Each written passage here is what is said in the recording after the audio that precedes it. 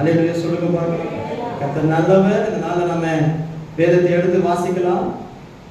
யோசுவா புஸ்தகம் 3ஆம் அதிகாரம் 7வது வசனத்தை வாசிங்க பார்க்கலாம். கர்த்தர் யோசுவாவை நோக்கி நான் மோசேயோடு இருந்தது போல உன்னோடும் இருக்கிறேன் என்பதை இஸ்ரவேலர் எல்லாரும் அறியும்படிக்கு இன்று அவர்கள் கண்களுக்கு முன்பாக உன்னை மேன்மைப்படுத்துவேன். அல்லேலூயா சொல்லுங்க பார்க்கலாம். அல்லேலூயா. ஆமென். கர்த்தர் நல்லவர். இந்த வார்த்தையை நம்ம போன வாரம் தியானித்தோம். ஆனாலும் ஒரு சில பாயிண்ட்ஸ் நம்மளால சரியான நேரத்தில் சொல்ல முடியாததுனால இந்த நாள் அதை தொடர்ந்து நம்ம பார்க்கிறோம். கர்த்தர் நம்மை ஆசீர்வதிப்பாராக. ஆகவே நல்ல கவனிங்க சிஸ்டர் பிரதர், நமக்கு மே மாசத்துக்கு கர்த்தர் இந்த வாக்குத்தத்த வசனத்தை கொடுத்திருக்கிறார். என்ன வசனம்? கர்த்தர் மோசேயோடு இருந்தது போல உன்னோடும் இருக்கிறேன் என்பதை இஸ்ரவேல் எல்லாரும் அறியும்படிக்கு இன்று அவர்கள் கண்களுக்கு முன்பாக உன்னை மேன்மைப்படுத்துவேன் அப்படிங்கிறதான வார்த்தையை நமக்கு கொடுத்திருக்கிறார். அல்லேலூயா. அல்லேலூயா சொல்லுங்க பாருங்க. அல்லேலூயா. மேன்மைனா என்ன? யோசுவாவுக்கு நல்ல கவனிங்க. நமக்கு நேரம் இல்லை, சரியா 11 மணிக்கு முடிக்கணும் அப்படின்னு சொல்லிட்டு முடிக்க முயற்சி பண்ணாலும் கரெக்டா மணி 10:45. அல்லேலூயா. ஆனாலும் ஒரு சில விஷயங்களை மட்டும் நம்ம பேசுவோம். கர்த்தர் நம்மை ஆசீர்வதிப்பாராக. நல்ல கவனிங்க. மேன்மைனா என்ன? சபையில எதை நம்ம மேன்மையா நினைக்கிறோம்? ஆமென் சொல்லுங்க. உலகத்துல மேன்மையா நினைக்கிற நிறைய விஷயம் இருக்கு இல்ல? மேன்மை, பெரிய வீடு இருக்கிறது மேன்மை, பெரிய கார் இருக்கிறது மேன்மை, நல்ல வேலை இருக்கிறது மேன்மை, நிறைய பணம் இருக்கிறது மேன்மை, நிறைய சொத்து இருக்கிறது மேன்மை. இது எல்லாமே உலகத்துல மேன்மை. ஆனா சபையே உங்களுக்கும் எனக்கு எது மேன்மை தெரியுமா? எது மேன்மை தெரியுமா? யோசுவாவுக்கு எது மேன்மையா இருந்துச்சு தெரியுமா? கர்த்தர் யோசுவாவோடு இருக்கிறது தான் யோசுவாவுக்கு மேன்மை. அல்லேலூயா சொல்லுங்க பாருங்க. சபையே இன்றைக்கு நாம் எதை மேன்மையாக நினைக்கிறோம்? என்கிட்ட நிறைய பணம் இருக்கு, அது என்னுடைய மேன்மையாயிருமா? இல்ல எனக்கு நிறைய சொத்து இருக்குது, அது என்னோட மேன்மையாயிருமா?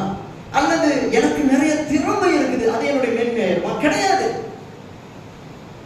கர்த்தருடைய பிள்ளைகளோட நல்லா புரிஞ்சுக்கணும். எது தெரியுமா சபையுடைய மேன்மை? எது தெரியுமா கர்த்தருடைய பிள்ளைகளுடைய மேன்மை? அவர் யார் கூட இருக்கிறார் பாரு. மோசேயோடு இருந்தது போல என் கூடயும் இருக்கிறார் பாருங்க. இதுதான் நம்முடைய மேன்மை. அல்லேலூயா சொல்லுங்க பாருங்க. எத்தனை பேருக்கு நான் பேசுறது புரியுது? அல்லேலூயா. ஒரு சபை எதை மேன்மையா நினைக்கணும் தெரியுமா? எதை பெருசா நினைக்கணும் தெரியுமா? என்கிட்ட அது இருக்குது, என்கிட்ட இது இருக்குது, என்கிட்ட அப்படி இருக்குது, என்கிட்ட இப்படி இருக்குது. இது இல்லையா மேன்மை? இது இல்லையா என் மேன்மை? மோசையோடு இருந்தாரு பாரு கர்த்தர், அதே மாதிரி என் கூட இருக்கிறாரு. இதுதான் என்னுடைய மேன்மை. அல்லேலூயா சொல்லுங்க பார்க்கலாம். நான் பேசுறது எத்தனை பேருக்கு புரியுது? உங்ககிட்ட எதுவுமே இல்லைனாலும் நான் சொல்றேன், நீங்க தான் மேன்மையானவங்க. ஏன்னா கர்த்தர் உங்களோடு. அல்லேலூயா சொல்லுங்களேன். நான் பேசுறது புரியுது உங்களுக்கு? ஆமென். நம்ம கூற வீட்டில் இருந்தாலும் நம்ம மேன்மையானவங்க தான். ஏன் தெரியுமா? ஏன்னா கூற வீட்டில் நாம இருக்கிறதுனால கர்த்தரும். கவர்மெண்ட் பஸ்ல போறது கவலைப்படாதீங்க. சொந்தமா வண்டி இல்லையே. எத்தனையோ பேருக்கு வண்டி இருக்கு, எனக்கு வண்டி இல்லையே. கவர்மெண்ட் பஸ்ல போன இல்ல, கவர்மெண்ட் பஸ்லயே போனாலும் நீங்க மேன்மையானவங்க. ஏன் தெரியுமா? நீங்க போறனால கர்த்தரும் உங்க கூட இருக்கிறாரு. ஒழுங்குற வீடா? மழை வந்துருச்சு பாஸ்டர், ஒழுங்குது பாஸ்டர். எல்லாரும் மாதிரி நான் இல்லையே. வருத்தப்படாதீங்க சிஸ்டர், வருத்தப்படாதீங்க பிரதர். நீங்க மேன்மையானவங்க. இத மேன்மையா நீங்க நினைப்பீங்கன்னா உங்க வாழ்க்கை சொர்க்கமா மாறிடும். என் கூட கர்த்தர் இருக்காரு, என் கூட கர்த்தர் இருக்காரு. உங்களை பார்த்த உடனே சொந்த பந்தங்கள் எல்லாம் அப்படியே மூஞ்சி அப்படி திருப்பிட்டு போறாங்களா? நீங்க சொல்லுங்க, நான் மேன்மையானவன். அவங்க இல்லைனாலும் அவர் என் கூட தான் இருக்கிறார். கையை தட்டி நல்லா அவரை மயப்படுத்த போறாங்க. யோசுவாவுக்கு எது மேன்மை? எது மேன்மை தெரியுமா சிஸ்டர்? எது மேன்மை தெரியுமா? அற்புதம் நடந்தது மேன்மை கிடையாது. யோர்தானை பிரிச்சு அப்படியே நடந்து போனது மேன்மை கிடையாது. யோசுவாவுக்கு எது மேன்மை தெரியுமா? மோசையோடு இருந்தது போல அவர் என் கூட இருக்கிறாரு, அதுதான் என் மேன்மை. சொல்லுங்க, என் இயேசுவே உம்மை சொந்தமாக கொண்டதென் பாக்கியமே, இதை விடவும் பெரிதான மேன்மை வேறொன்றும் இல்லையே. எத்தனை பேர் உணர்ந்து சொல்றீங்க? என் இயேசுவே உம்மை சொந்தமாக கொண்டதென் பாக்கியமே, ஆமென், இதை விடவும் பெரிதான மேன்மை வேறொன்றும் இல்லை. ஹல்லேலூயா. என் கூட அவர் இருக்கார், என் கூட அவர் இருக்கார். இந்த சபையில சொல்ல முடிஞ்சுன்னா நீங்க மேன்மையானவங்க. ஆமென். நான் வந்து பாஸ்டர், நான் வந்து பெரிய ஆள் பாஸ்டர், நீங்க உலகத்துக்கு பெரிய ஆள். ஆனா எப்ப தெரியுமா நீங்க மேன்மையானவங்க? கர்த்தர் கூட எப்ப இருக்கிறாரோ. அல்லேலூயா, அல்லேலூயா, ஆமென், ஆமென். உலகத்துக்கு நான் அற்பமானவன் தான், உலகத்துக்கு நான் பூச்சி தான், உலகத்துக்கு நான் உண்மை இல்லதான். ஆனா அவருடைய சபையில நான் தான் மேன்மையானவன். ஏன்னா நான் ஜெபிச்சு அவர் இறங்குவார், எனக்கு ஒண்ணுன்னு அவர் இறங்கி வருவார். ஏன்னா கர்த்தர் மோசையோடு இருந்தது போல என் கூட இருக்கிறாரு. நான் அழுக அவர் என் பக்கத்துல வந்து நிற்பாரு. இதை விட பெரிய மேன்மை வேற எதுவுமே கிடையாது. அலையில சொல்லுங்க பார்க்கலாம். அவங்க போனா போகட்டும், விடுங்க சிஸ்டர். அது வரலையா விட்டுருங்க. அது இப்படியோ முடிக்குதா விட்டுருங்க. என்ன நடந்தாலும் விட்டுட்டு போங்க. உங்க கூட கர்த்தர் இருக்கிறாருன்னு நினைங்க.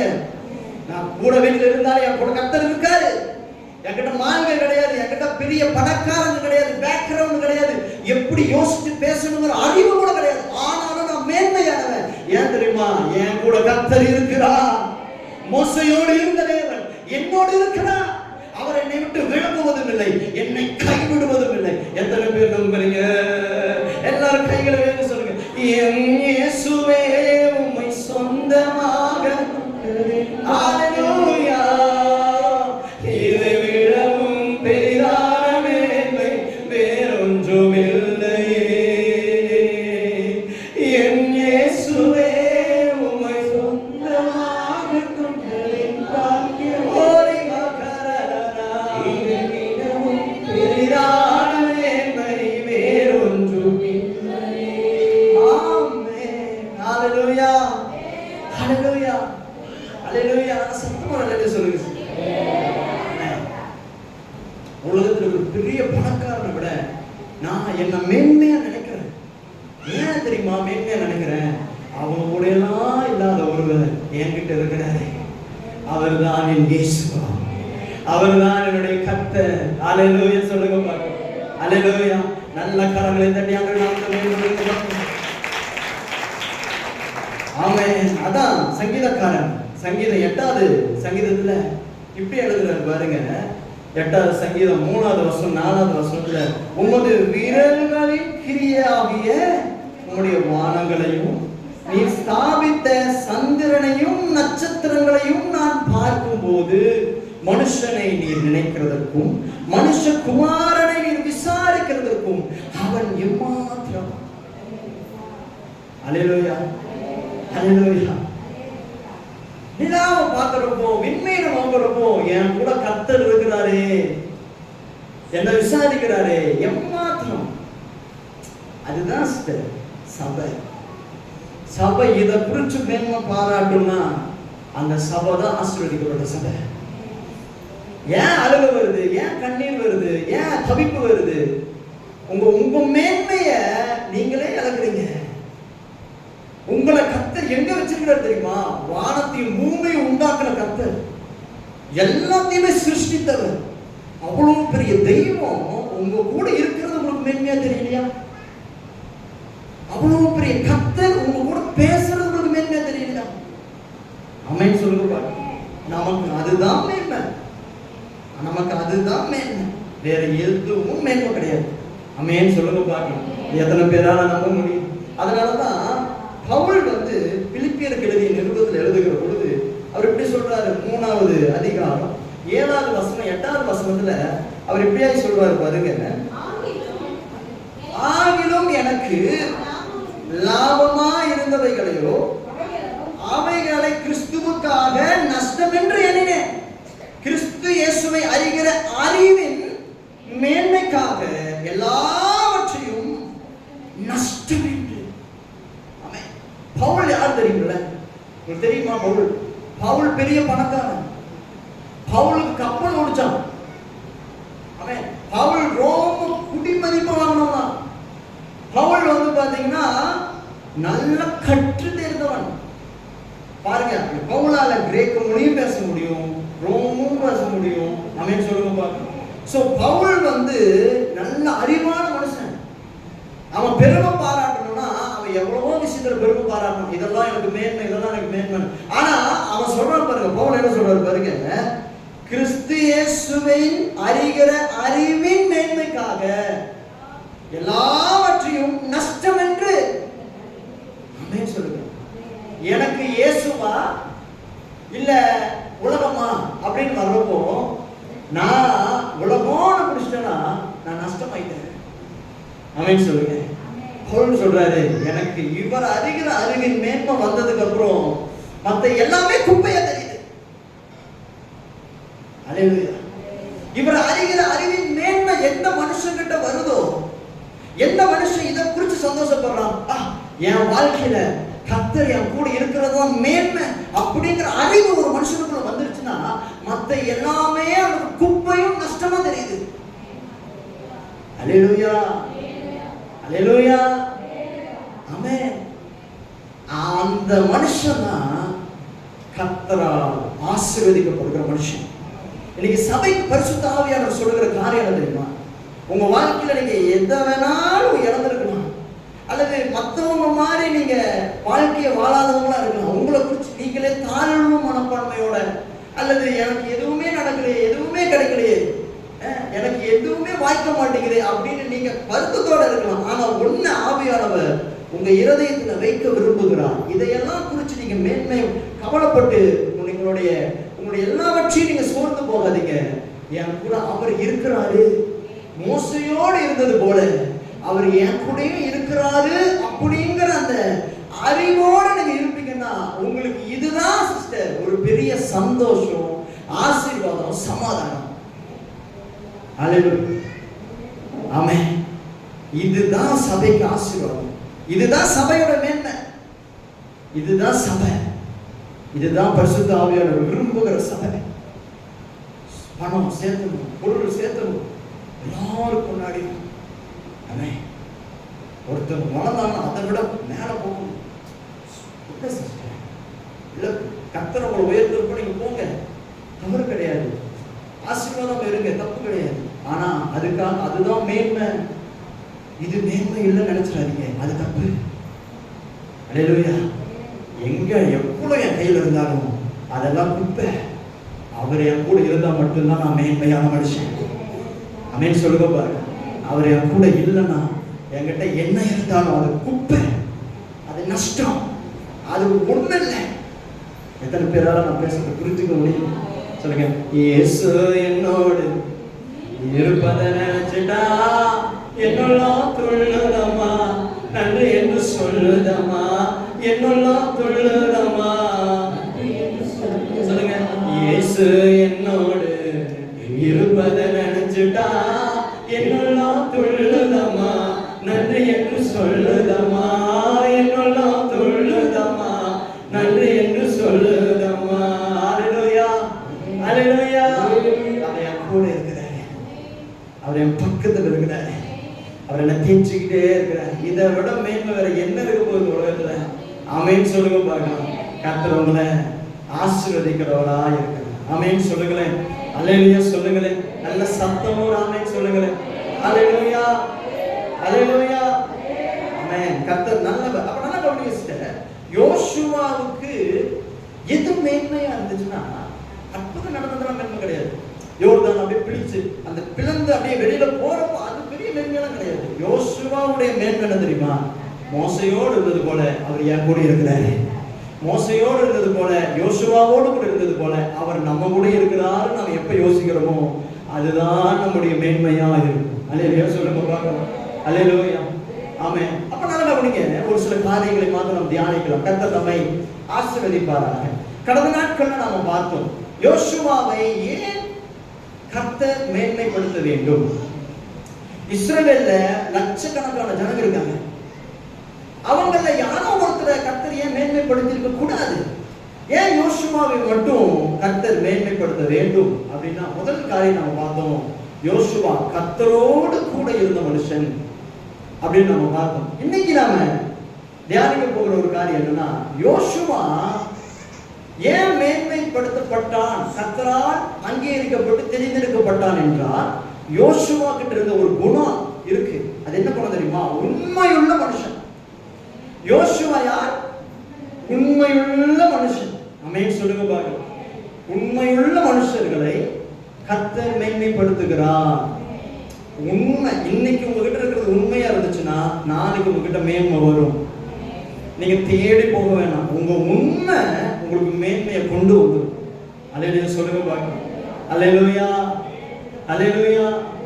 வேதத்துல பாருங்க, ஆண்டவர் சொல்றார் யோசுவாவுக்கு, நான் மோசையோடு இருந்தது போல உன்னோடும் இருக்கிறேன். ஏன் ஆண்டவர் உன்னோடு இருக்கிறேன்னு சொல்லாம ஒரு பேரை சொல்லி, அதுவும் மோசையோட பேரை சொல்லி, மோசையோடு இருந்தது போல உன்னோடு இருக்கிறேன்னு ஏன் ஆண்டவர் சொல்றாருன்னா, மோசே தேவனுடைய வீட்டில் எங்க உண்மையுள்ள ஒரு மனுஷனா இருந்தான். அல்லேலூயா சொல்லுங்க பாருங்க. என்னாகும் 12ஆம் அதிகாரம் 7வது வசனத்துல இப்படி நமக்கு எழுதி கொடுத்திருக்காரு பாருங்க ஆவியானவர். என் வீட்டில் எங்கும் உண்மையுள்ளவன். அதனால ஆண்டவர் சொல்றாரு, மோசையோடு எப்படி இருந்த? மோசே உண்மையுள்ளவனா இருந்ததுனால கர்த்தர் மோசையோடு இருந்தாரு. மோசே உண்மையுள்ளவனா இருந்ததுனால கர்த்தர் மோசையோடு இருந்தது போல, யோசுவாவே நீயும் உண்மையா இருக்கிறதுனால நான் உன் கூட இருப்பேன். யார் கூட கர்த்தர் இருப்பாரு? யாரெல்லாம் உண்மையா இருக்கிறாங்களோ அவங்க கூட தான் கர்த்தர் இருக்கிறார். அல்லேலூயா சொல்லுங்க பாருங்க. அல்லேலூயா, அல்லேலூயா. ஆமென். உண்மை இருக்கிற மனுஷங்களுக்கு நிறைய பிரச்சனை வரும். நான் கவனிங்க, நம்ம நேரம் இல்லாதனால சீக்கிரமா ஒரு சில காரியத்தை மட்டும் பேசுவோம். கர்த்தர் நம்மை ஆசீர்வதிப்பார். உண்மையா இருக்கிறவங்களுக்கு எப்பவுமே போராட்டம் அதிகம். நீங்க பாருங்க, வருஷத்துக்கு ஒருக்கா மட்டும் சபைக்கு வருவாங்க சில பேர். அவங்க சந்தோஷமா இருப்பாங்க, உயர்ந்து இருப்பாங்க. மாசத்துக்கு ஒருக்கா வருவாங்க, அவங்களும் சந்தோஷமா இருப்பாங்க, உயர்ந்து இருப்பாங்க. அல்லது பிரச்சனைனா மட்டும் ஆண்டவர் பார்க்கறதுக்கு வருவாங்க. அப்புறம் பிரச்சனை முடிஞ்சதுக்கு அப்புறம் கர்த்தர் மறந்துட்டு போயிருவாங்க. அவங்களுமே சந்தோஷமா இருப்பாங்க, உயர்ந்து இருப்பாங்க. ஆனா உண்மையா ஆண்டவரை தேடுற அநேக ஆண்டவருடைய பிள்ளைகள் ஒவ்வொரு நாள் கர்த்தருடைய சபைக்கு வந்து ஆண்டவர் உண்மையா தேடி, ஆண்டவர் உண்மையா பின்பற்றுகிறவர்களா இருந்தும் அவங்க பிரச்சனையோடையும் போராட்டத்தோடையும் தான் இருக்கிறாங்க. உண்மைதானே? உண்மையா இருக்கிறவங்களுக்கு நிறைய பிரச்சனை இருக்கு. அதான் பாருங்க, ஒரு பெரிய ஒரு பழமொழி சொல்லுவாங்க பாருங்க, பழம் இருக்கிற மரத்துக்கு தான் அடி அதிகமா. ஆமென் சொல்லுங்க பாருங்க. பழம் இருக்கிற மரத்துக்கு தான் அடி அதிகம். உங்களுக்கு ஏன் அடி விழுகுது அப்படின்னா, நீங்க உண்மையா இருந்ததுங்க. இந்த உலகத்துல நீங்க உண்மையா இருந்ததுனால உங்களுக்கு அடி மேல அடி. ஆமென் சொல்லுங்க. நான் பேசுறது எத்தனை பேருக்கு புரியுது? இது எத்தனை பேர் ஒத்துக்கிறீங்க? உண்மைதான் பாஸ்டர், இது உண்மைதான். நான் உண்மையா இருந்தது ஒரு குத்தமா? உண்மையா இருக்கிற மனுஷங்கள தான் நிறைய பிரச்சனை வருது. காரணம் என்ன? வேதத்தை நீங்க எடுத்து வாசிக்கிற பொழுது யோபு என்கிற ஒரு மனுஷனை குறித்து வேதம் சொல்லுது. யோபு எப்படிப்பட்ட மனுஷன்?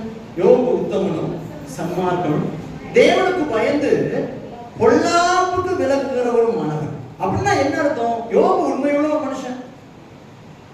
உண்மையுள்ள மனுஷன் அவனுக்கு வந்து பிரச்சனையெல்லாம் நீங்க பாருங்களேன், ரொம்ப அதிகம். பைபிளை நீங்க பார்க்கிறப்போ சிஸ்டர், யோபு, அதான் யோபு 1ஆம் அதிகாரம் 6வது வசனம் 8வது வசனத்தை நீங்க எடுத்து வாசிங்களே. ஒரு நாள் தேவபுத்திரர்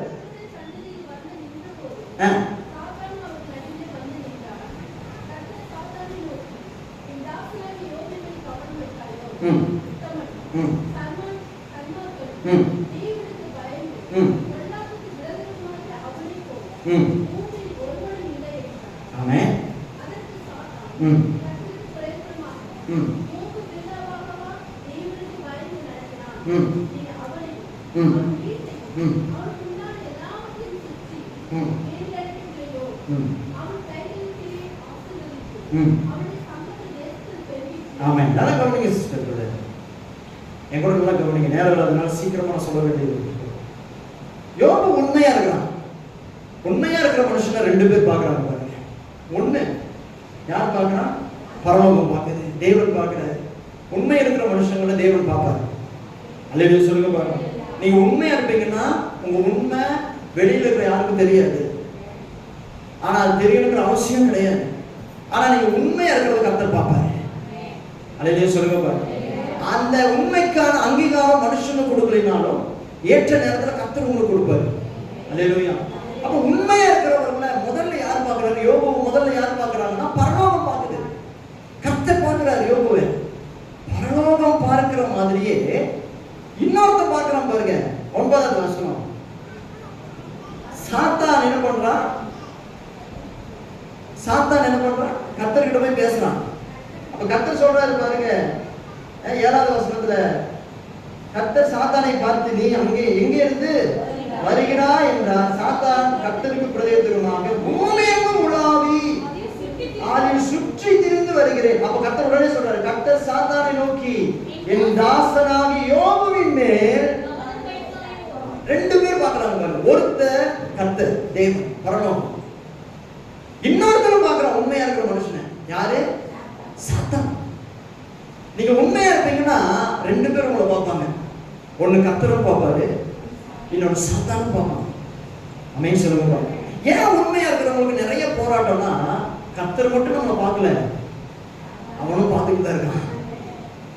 ஏன் மற்றவங்களுக்கு பிரச்சனை வர மாட்டேங்குது, எனக்கு மட்டும் பிரச்சனை வருது? ஏன்னா நீங்க உண்மையா இருக்கிறீங்க. நீங்க உண்மையா இருக்கிறனால பரலோகம் உங்களை பார்க்கறது பிசாசுக்கு தெரியும். அவன் பூமியெங்க சுற்றி திரிகிறான், ஆனாலும் உங்க மேல கண்ணை வைக்கிறான். தேவ சமூகத்துல போய் உங்களுக்காக அவன் பேசுறான் பாருங்க. யோபுவுக்காக பேசுறான். பிசாசுக்கு சில நேரத்துல கர்த்தர் அனுமதி கொடுக்குறாரு.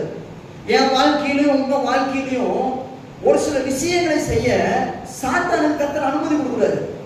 ஏன் அனுமதி கொடுக்குறாரு? ஏன் இந்த பிரச்சனையை கொடுக்குறாரு? நம்ம எல்லாரும் கேட்கலாம், ஏன் ஆண்டவரே நான் உண்மையா தான் இருக்கிறேன், நான் யாருக்கு எந்த துரோகமும் பண்ணல, யாருக்கு எந்த தீங்கும் பண்ணல. தீங்கு பண்ணவங்களா சந்தோஷமா இருக்கிறாங்க, தீங்கு பண்ணவங்களா நிம்மதியா இருக்கிறாங்க, தீங்கு பண்றவங்களா ரொம்ப ஆசீர்வாதமா பெருகிட்டு இருக்கிறாங்க. நான் உண்மையா இருந்தது ஒரு குத்தமா? ஏன் எனக்கு இவ்வளவு போராட்டம்? ஏன் சாத்தான் கையில நான் ஒப்பு கொடுத்தீங்க அப்படின்னா கர்த்தர் சொல்லுவாரு, எப்பா சாத்தான் கையில கொடுத்தது உன்னை அழிக்கிறதுக்காக இல்ல, உன்னை மேன்மைப்படுத்துறதுக்காக. ஆமென் சொல்லுங்க பார்க்கலாம். உண்மையா இருக்கிற மனுஷனுக்கு பிரச்சனை நிறைய வரதான் செய்யும். ஆனா அந்த பிரச்சனை தான் அவனுக்கு மேன்மையா முடியும். எத்தனை பேரால நம்ப முடியுது? அல்லேலூயா சொல்லுங்க பார்க்கலாம்.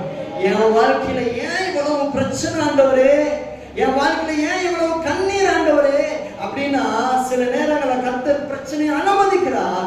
ஆனாலும் அவர் என்னை கொள்வதற்காக அல்ல, என்னை மேன்மைப்படுத்த வேண்டும் என்றால் இந்த பிரச்சனைக்குள்ளாக நான் போக வேண்டியது எனக்கு அவசியமா இருக்கிறது. அல்லேலூயா சொல்லுங்க பாருங்க. அல்லேலூயா. சாத்தானுக்கு ஒரு குறிப்பிட்ட எல்லையை கர்த்தர் வச்சிருக்கிறார். அது வரைக்கும் உங்க வாழ்க்கையில இருந்து வேலை செஞ்சுக்கிட்டே இருப்பான், உங்களை நோண்டிக்கிட்டே இருப்பான். அவன் சொல்லுவான், இந்த விஷயத்துல இந்த புள்ள, இந்த பையன், இந்த அம்மா, இந்த அப்பா, ஆமென், கண்டிப்பா உண்மை இல்லாம இழந்து போவாங்க பாருங்க. ஆண்டவரே, ஆண்டவர் அனுமதி கொடுப்பாரு, போய் பண்ண. நாம அவன் முன்னாடி கர்த்தருக்கு உண்மையா இருப்போம் அப்படின்னா நான் நம்புறேன் ஒரு நாள் வரும், அன்னைக்கு சாத்தான் உங்க வாழ்க்கையை விட்டே ஓடி போவான். கர்த்தர் உங்களுக்காக இறங்கி வந்து பேசுவாரு. அன்னைக்கு சொல்லுவாரு, இவன் உண்மையுள்ள ஒரு மனுஷன், இவன் உண்மையுள்ள ஒரு மனுஷன். அல்லேலூயா சொல்லுங்க பார்க்கலாம். அல்லேலூயா, அல்லேலூயா. அவர் ஒரு நாளும் கைவிடுகிறவர் அல்ல, அவர் உண்மையுள்ளவர்களை கண்ணோக்கி பார்க்கிற கர்த்தர். வேதம் சொல்லுகிறது, உத்தமர்களுக்கு கர்த்தரே துணையா இருக்கிறார். உத்தமர்களுக்கு கர்த்தரே துணையா இருக்கிறார். நீங்க உத்தமமா இருப்பீங்க அப்படின்னா ஆண்டவரே உங்களுக்கு துணையாய் வருவார். ஆமென், ஹல்லேலூயா. எத்தனை பேர் நம்புறீங்க? ஆமென், கர்த்தர் நல்லவர். ஹல்லேலூயா. அப்போ முதலாவது ஒரு காரியம் என்ன அப்படின்னா, யோசுவா உண்மையுள்ள ஒரு மனுஷன். அவன் உண்மையா இருக்கிறதுனால அவனுக்கு நிறைய பிரச்சனைகள் வந்திருக்கும். ஆனாலும் கர்த்தர் பாருங்க, ஏற்ற நேரத்தில் அவனை மேன்மைப்படுத்தி உயர்த்திட்டார். மோசையோடு இருந்த கர்த்தர் யோசுவாவோடும் இருந்தார். அல்லேலூயா சொல்லுங்க பார்க்கலாம். அல்லேலூயா, அல்லேலூயா, அல்லேலூயா. யோசுவா ஊழியருக்கு, அதாவது மோசேக்கும் உண்மையா இருந்திருக்கிறான் பாருங்க. மோசேக்கும் உண்மையா இருந்திருக்கிறான், கர்த்தருக்கும் உண்மையா இருந்திருக்கிறான். கர்த்தர் யோசுவாவை பார்க்கிறப்போ, ஆண்டவரே உங்களுக்கு நான் உண்மையா இருந்தேன் அதையும் பார்ப்பாரு, எனக்கு நீங்க வச்சிருக்கிற எஜமானுக்கு நான் உண்மையா இருந்திருக்கிறேன் அதையும் பார்ப்பாரு. அல்லேலூயா சொல்லுங்க பாருங்க. அல்லேலூயா. காரணம் உண்மையை விரும்புகிற கர்த்தர் அவர். அல்லேலூயா. இஸ்ரவேல் ஜனங்க எல்லாருமே சிஸ்டர் பிரதர் நல்லா கவனிங்க, இஸ்ரவேல் ஜனங்க அத்தனை பேருமே மோசேக்கு எதிராக கலகம் பண்றாங்க. மோசே எல்லாருக்குமே தேவனுடைய ஊழியக்காரனா இருக்கிறாருங்க. ஆனா எல்லாருமே மோசேக்கு உண்மையா இருந்தாங்களான்னு கேட்டா கிடையாது. எல்லாருமே மோசேக்கு எதிராக செயல்படுறாங்க. நீங்க பைபிள் எடுத்து வாசிக்கிறது தெரியும். மோசேயை தான் எல்லாரும் கரைச்சு கொண்டுவாங்க பாருங்க. கர்த்தரை யாருமே எந்த தப்பாவும் பேச மாட்டாங்க. கர்த்தர் கெட்டவர்னு சொன்னது கிடையாது. ஆனா மோசேயை தான் சொல்லுவாங்க, மோசே எங்களுக்கு சாவு குழி இல்லைன்னா எங்களை கொண்டு வந்து விட்டுருக்க, மோசே எங்களுக்கு நீ ஏன் இவ்வளவு துரோகம் பண்ணன்னு மோசேக்கு எதிராகவே செயல்படுவாங்க. அமேன் சொல்லுங்களேன்.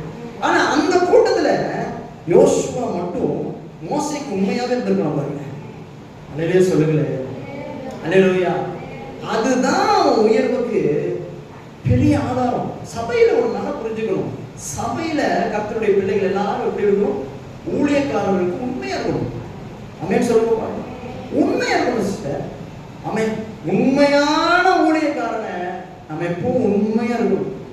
அப்போ அந்த உண்மைதான் நம்ம என்ன பண்ணுவோம், ஆசீர்வாதமா மாற்றும். அத ஒரு சபையில ஒரு தாமஸ் ஐயா அவங்க வந்து இறந்துட்டாங்க. ஆனாலும் கர்த்தருக்குள்ள எத்தனை அடைஞ்சிட்டாங்க. ஆனால் அவருடைய செய்தி ஒரு நாள் கேட்டுக்கிட்டு இருக்கிறப்போ ஒரு சம்பவத்தை, அவங்க கேள்விப்பட்ட ஒரு சம்பவத்தை சொல்லிட்டு இருந்தாங்க. அப்போ பார்த்தீங்கன்னா அவர் சொல்றாரு, ஒரு சர்ச்சில் வந்து ஒரு வயதா ஒரு பாஸ்டர் இருந்தார். அந்த பாஸ்டர் என்ன பண்ணாரா, ஒரு வயசான ஒரு அம்மாவை அவருடைய வீட்டுக்கே கூப்பிட்டு வந்து பராமரிச்சுக்கிட்டு இருந்தார். அந்த தாயாருக்கு அவருடைய அம்மா மாதிரியே நல்லா பராமரிச்சுக்கிட்டு இருந்தாங்க. ஒரு நாள் என்ன நடந்துச்சுன்னு பார்த்தீங்கன்னா, அந்த வீட்டுக்கு வந்து பாஸ்டர் வீட்டுக்கு வந்து ஒரு விசுவாசி குடும்பம் ஒருத்தவங்க பாஸ்டர் பார்க்கறதுக்காக ஏதோ ஒரு விஷயத்துக்காக வந்தாங்க. அப்படி வர்றப்ப என்ன நடந்துச்சுன்னு பார்த்தீங்கன்னா, எல்லாத்துக்கும் அவங்க வீட்டில் டீ கொண்டு வந்து கொடுக்குறப்போ எல்லாருக்கும் பால் டீ கொடுத்தாங்க. அப்போ அந்த வயதான ஒரு தாயார் இருக்கிறாங்க பாருங்க, அவங்களுக்கு மட்டும் பால் ஊத்தாம பிளாக் டீ, வரட்டி இருக்கு இல்லைங்களா, அந்த பிளாக் டீ கொண்டு வந்து கொடுத்துட்டாங்க. அப்போ அந்த விசுவாசிகள் அதை கவனிச்சு பார்த்தாங்க. பார்த்தவங்க பாஸ்டர் கிட்ட கேட்டுருக்கலாம், பாஸ்டர் ஏன் அந்த அம்மாவுக்கு மட்டும் பிளாக் டீ வரட்டி கொடுக்குறீங்க, பேசாம அவங்களுக்கு பால் டீ கொடுத்துருக்கலாம்னு கேட்டிருந்தா அப்பவே அந்த பிரச்சனை முடிஞ்சிருக்கும். இவங்க என்ன பண்ணிட்டாங்க, நேரம் போய் பாஸ்டர் கிட்ட எல்லாம் சிரிச்சு சோதர் சொல்லிட்டு போய் விசுவாசிகளோட போய் பேசி. அமேன் சொல்லுங்க பாருங்க. விசுவாசிகளுக்குள்ள இருக்கிற பெரிய காரியம் என்ன தெரியுமா, பாஸ்டர் கிட்ட சொல்லவே மாட்டாங்க, அவங்களுக்குள்ளேயே பேசிக்குவாங்க பாருங்க. விசுவாசிக்குள்ளேயே பேசி பாஸ்டர் சரியில்லை, இந்த ஆள் பாருங்க அந்த அம்மாவை கூப்பிட்டு வந்து பால் டீ கொடுக்குறது கூட அந்த அம்மாவை கொடுக்க மாட்டேங்கிறாங்க, வரட்டி வச்சு கொடுக்குறாங்க, இதெல்லாம் நியாயமா அநியாயம், அப்படி எப்படி பேசிட்டாங்க பாருங்க. ஒரு நாள் பாஸ்டருடைய காதுக்கு அது வருது. அமேன் சொல்லுங்க பாருங்க. அதான் சிஸ்டர் நல்லா புரிஞ்சுக்கங்க, அவன் என்ன பேசினாலும் சுத்தி அடிச்சு பாஸ்டருக்காக வந்துடும். அதை ஒரு கிருபை கர்த்தர் கொடுத்துக்கிற, அது பெரிய கிருபை. அமேன் சொல்லுங்க பாருங்க. பாஸ்டர் அதை கேட்கிறாரு. அந்த பாஸ்டர் கேட்டு எல்லாரையும் கூப்பிட்டு பேசணும், அத்தனை பேர்த்தையும் கூப்பிட்டு ஒரு டீ பார்ட்டி ஒன்று வைக்கலாம் அப்படி சொல்லிட்டு எல்லாத்தையும் கூப்பிட்டாரா. கூப்பிட்டு அந்த வீட்டில் பாஸ்டர் வீட்டில் வந்து எல்லாத்தையும் டீ பார்ட்டி நடக்குது. மிச்சர் பிஸ்கெட் டீ எல்லாத்துக்கும் கொடுக்குறாங்க. எல்லாத்துக்கும் கொடுக்குற மாதிரியே பால் டீ கொண்டு வந்து அந்த அம்மாவுக்கும் என்ன பண்றாங்க, பால் டீ கொண்டு வந்து கொடுத்தாங்க. அப்ப அந்த அம்மா சொல்லிச்சான், என்ன இது பால் டீ கொடுக்குறீங்க, நான் எப்பவுமே வரட்டியை தான் குடிப்பேன், எனக்கு பால் டீயே பிடிக்காதுல்ல, நான் வரட்டியை தான் குடிப்பேன், ஏன் பால் டீ கொண்டு வந்தீங்க அப்படின்னுச்சான். அல்லேலூயா சொல்லுங்க பாருங்க. அப்பதான் அந்த விசுவாசி புரிஞ்சுச்சான், அநியாயமா பாஸ்டர் நம்ம தப்பா பேசுறேன், அந்த அம்மா பால் டீ குடிக்க மாட்டாங்க, அதனாலதான் எனக்கு வரட்டி பாஸ்டர் கொடுத்துருக்கிறாரு அப்படின்னு மனசு நொந்து போய் எல்லாம் முடிஞ்சதுக்கு அப்புறம், பாஸ்டர் என்னை மன்னிங்க, நான் தெரியாம இப்படி எல்லாருமே போய் சொல்லிட்டேன், என்னை மன்னிங்க அப்படின்னு சொல்றப்போ அந்த பாஸ்டர் சொன்னாங்களா, பரவாயில்ல சிஸ்டர் ஒன்றும் பிரச்சனை இல்லை, தெரியாம தான் சொன்னீங்க. நீங்க ஒண்ணு பண்ணுங்க, ஒரு பஞ்சு கொஞ்சம் வாங்கிட்டு வாங்க, நீங்க வாங்கிட்டு வாங்க அப்படின்னா இந்த அம்மாவை என்ன பண்றாங்க, போய் பஞ்சம் வாங்கிட்டு வந்தாங்க. பஞ்சம் வாங்கிட்டு வந்தோடனே நீங்க ஒண்ணு பண்ணுங்க, வாசல் நின்று எல்லாத்தையும் பிச்சு பிச்சு போடுங்க அப்படின்னா இவங்களும் என்ன பண்றாங்க, நம்ம போய் சிஸ்டர் போய் என்ன பண்றாங்க, பிச்சு பிச்சு எல்லாத்துக்கும் போயிட்டாங்க.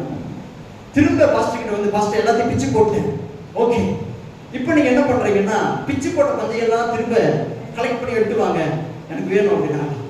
அப்ப அந்த அம்மா சொன்னாங்களா, எப்படி பாஸ்டர், அதனால பறந்து போயிருக்குங்க.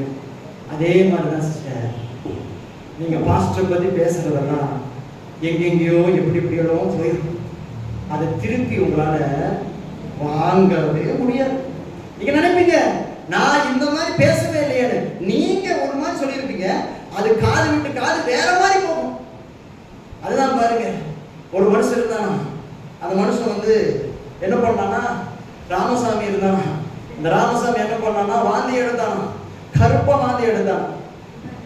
அப்போ அதை பார்த்துட்டு போய் ஒருத்தர் என்ன பண்ணிக்கிறான், இன்னொருத்தர்கிட்ட போய், ஏய் ராமசாமி கருப்பா வாந்தி எடுத்தானாப்பா அப்படின்னு. உடனே இன்னொருத்தன் சொல்லிக்கிறான், அவன் போய் இன்னொருத்தர்கிட்ட போய், ராமசாமி கட்ட கருப்பா வாந்தி எடுத்தானா அப்படின்னா. இன்னொருத்த போய் சொன்னானா, ராமசாமி காக்கா மாதிரி வாந்தி காக்கா மாதிரி கலர்ல வாந்தி எடுத்தானா அப்படின்னா. இன்னொருத்தன் சொன்னானா போய், ராமசாமி காக்கா காக்காவா வாந்தி எடுத்தானா அப்படின்னா. அல்லேலூயா சொல்லுங்க.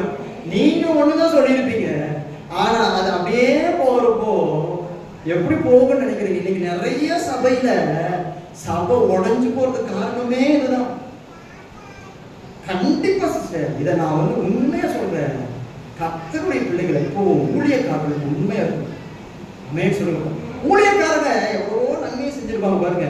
ஆனா விசுவாசி யாரோ ஒருத்தருக்கு வந்து ஒரு சின்ன தப்பு சொன்ன உடனே ஊழியக்காரங்க தப்பான நம்பிடுவாங்க. அத்தனை நான் நம்புறேன், உங்களுக்காக நான் அதிகமா ஜெபிக்கிறதுனால, உங்க மேல அதிகமான அன்பு வச்சிருக்கிறதுனால, நம்ம சபையில அக்கறையா இருக்கிறதுனால ஒரு சில விஷயங்களை நான் சொல்றேன் பாருங்க.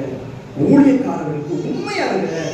உங்களுக்குன்னு கர்த்தர் ஊழியக்காரர் கொடுத்திருக்கிறாருன்னா அவருக்கு நீங்க உண்மையா இருக்கணும், அந்த மெய்ப்பனுக்கு அடங்கி இருக்கணும். அப்பதான் உங்களுக்கு ஆசீர்வாதம். நீங்க வந்து இல்ல இல்ல ஊழியக்காரங்க தப்பானவங்கன்னு நீங்க எத்தனை சபை உடைஞ்சிருக்குதுன்னு நினைக்கிறீங்க? எத்தனை ஊழியக்காரங்க தெரியும். ஆமென். ஆனா ஊழியக்காரங்க அப்படி இருக்கிறப்போ கர்த்தரை நம்புவாங்க பாருங்க. நேரா ஊழியக்காரங்களுக்கு ஒரு பிரச்சனை வர்றப்போ மனுஷங்கிட்ட போய் சொல்ல முடியாது. ஆமென். அதான் நிறைய பேர் பாருங்க, பாஸ்டர் அம்மா என்ன பேச மாட்டேங்கிறாங்க. பாஸ்டர் அம்மாவோட பிரச்சனை வேற, உங்களுக்கு தெரியாது. ஊழியக்காரங்களுடைய லைஃப் வேற, ஊழியக்கார குடும்பம் வேறங்க. ஊழியக்காரங்க வந்து எப்படின்னா அவங்க ரொம்ப கஷ்டப்படுறாங்க, அது உங்களுக்கு வெளியில சொல்ல முடியாது. நாங்க கர்த்தருக்குள்ள எவ்வளவு கஷ்டப்படுறோங்கிறது கர்த்தர் ஒருத்தருக்கு தான் தெரியும். அதுக்காக நீங்க உடனே மூக்கு காது கண்ணு வாயெல்லாம் வச்சு அப்படியே உருவம் வச்சு நீங்க பேசுறீங்க பாருங்க, அதை கர்த்தர் பார்த்துக்கிட்டே இருப்பேன். யோசுவா எப்படிப்பட்டவன் தெரியுமா? இப்படிப்பட்ட கூட்டத்தோடு சேராதவன். அதனாலதான் யோசுவாவை கர்த்தர் மகிமைப்படுத்தி கனப்படுத்தினார். அல்லேலூயா சொல்லுங்க பாருங்க. நான் நம்புறேன் சிஸ்டர். யோசுவா ஒரு நாள் கர்த்தர் என்ன பண்றாரு, யுத்தம் பண்றதுக்காக சொல்றாரு. அப்ப யோசுவா யுத்தம் பண்றப்போ மோசே என்ன பண்றாரு பாருங்க, யோசுவாவுக்கு கோலை உயர்த்தி பிடிச்சிட்டு இருந்தார். கோலை மோசே உயர்த்தி பிடிக்கிற வரைக்கும் யோசுவா ஜெயிச்சுக்கிட்டே இருந்தார். அதுக்கான அர்த்தம் என்ன தெரியுமா? நீங்க ஜெயிக்கணும்னா உங்க ஊழியக்காரர் உங்களுக்காக உண்மையா ஜெபம் பண்ணணும், அவங்க உங்களை பிளஸ் பண்ணணும், உங்களை ஆசீர்வதிக்கணும். எப்பா கர்த்தருடைய ஆசீர்வாதம் எப்படி உங்களுக்கு வேணுமோ அதே மாதிரி உங்களுக்கு கொடுத்த ஊழியக்காரருடைய ஆசீர்வாதம் உங்களுக்கு வேணும். ஆமென் சொல்லுங்க பாருங்க. ஊழியக்காரங்களை அற்பமா நினைக்கிறது, ஊழியக்காரங்க பாஸ்டர் அப்படின்னு சொல்றது வெளியில போய் ஆமென். நிறைய சபைகளை நடக்கிற ஒரு விஷயம். ஆமென் சொல்லுங்க பாருங்க. அல்லேலூயா. நான் சொல்றேன், தயவு செஞ்சு யோசுவாவை போல உண்மையுள்ள ஒரு வேலைக்காரனா இருங்க. உங்களை கர்த்தர் நிச்சயமாய் மேன்மைப்படுத்தும். அல்லேலூயா சொல்லுங்க பாருங்க. உண்மையுள்ள மனுஷனை கர்த்தர் அதிகமாய் ஆசீர்வதிப்பார். ஊழியக்காரங்க வந்து அவங்க பர்சனல் லைஃப் ரொம்ப கஷ்டமானது சிஸ்டர். சில நேரங்கள்ல அவங்க கிட்ட நான் பர்சனலா சொல்றேன், ஆமென், நீங்க வந்து எனக்காக ஜெபம் பண்ணுவீங்க நான் சொல்றேன். சில பேருக்காக ஜெபம் பண்ணி முடிக்கிறப்போ அவங்க கிட்ட இருக்கிற அதே வழி எனக்கு வரும். சில குடும்பங்களுக்கு போய் ஜெபம் பண்றப்போ சில குடும்பங்களுக்கு அதே பிரச்சனை வீட்டுக்குள்ள வரும். ஆமென். அப்போ அந்த மாதிரி நேரத்துல நிறைய பேர் வர்றப்போ நான் நினைச்சா, ஒரு ஊழியக்காரங்க நினைச்சாங்கன்னா பாருங்களேன், எதுக்கு இவ்வளவு ரிஸ்க் எடுத்து உங்களுக்காக ஜெபம் பண்ணணும், பேசாம விட்டு போயிடலாமே அப்படின்னு விட்டுட்டு போக முடியும். ஆனா நாங்க விட்டுட்டு போக முடியாது. வெளியே சொல்லுங்க பாருங்க. ஏன்னா நாங்க உங்களுடைய மெய்ப்பரா இருக்கிறதுனால உங்க மேல ஒரு அக்கறை எங்களுக்கு இருக்கு பாருங்களே. அதனாலதான் சொல்றேன், ஊழியக்காரங்க குடும்பம் எதுவா இருந்தாலும் சரி, ஊழியக்காரங்களுக்கு என்ன பிரச்சனை இருந்தாலும் சரி, ஸ்ட்ரைட்டா ஊழியக்காரங்கிட்டே பேசுங்க. அதுதான் ஆசீர்வாதம். யோசுவா அப்படிப்பட்ட ஒரு மனுஷனா இருந்ததுனாலதான் கர்த்தர் அவனை மேன்மைப்படுத்தினார். எத்தனை பேருக்கு நான் பேசுறது புரியுது? அல்லேலூயா. இப்போ ஒரு விஷயம் என்னன்னா, ஊழியக்காரருக்கும் உண்மையா நீங்க இருக்கிறது அவசியமா இருக்குது. அவங்க உங்களுக்காக அதிகமா ஜெபம் பண்றாங்க, அவங்க உங்களுக்காக ஆண்டவர் சமூகத்தில் அதிகமா நிற்கிறாங்க. அல்லேலூயா. அவங்களுக்காக நீங்க உண்மையா இருக்கணும், அவங்களுக்காக ஜெபம் பண்ணணும். அது ஒரு பெரிய ஆசீர்வாதமா இருக்கும். இது எத்தனை பேரால் நம்ப முடியுது? அல்லேலூயா, அல்லேலூயா.